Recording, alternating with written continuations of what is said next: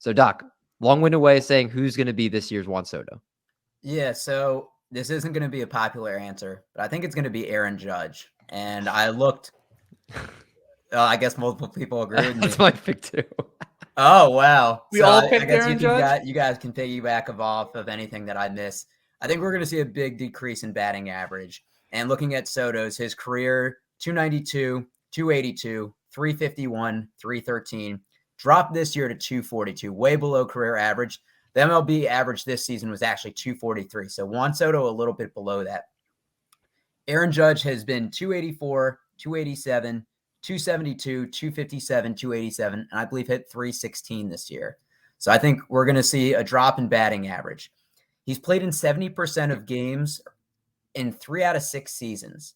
So he's been either fairly healthy and durable, like we saw this season, or he's playing 50% to 69% of the time, most of that. I look at also the stolen bases. He has 40 for his career, and 16 came this season.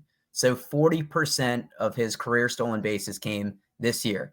He played for a contract, and whatever team signs him, whether it be the Yankees or another team, they're going to want to get the best Aaron Judge. And for a guy that has a history of soft tissue injuries, I think the best thing is to not play him every day, as he's going to be 31 years old. So I think we're going to see a decrease in counting stats. I think this was a historic season, but prior to this, nobody thought of Aaron Judge as a consensus first-round pick, and I won't be taking him next year. So the one thing I will say, and Marty, you can also add to this if you want, the stolen bases are tricky because we're seeing next year pitchers only get 2 pickoff attempts if someone's on first. The actual bases are going to be bigger as well.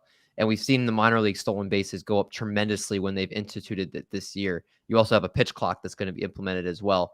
So I do think actually the stolen bases, I could actually see that going up because of the fact that it's going to be easier for players to steal next year.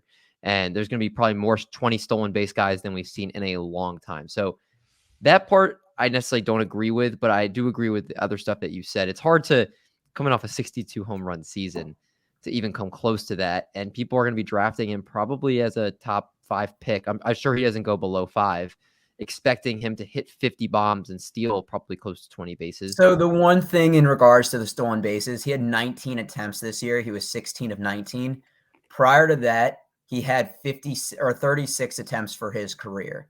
So I don't think with even the bases being bigger and the pickoff attempts, we're going to see a huge spike. Once again, I think he wanted to get paid.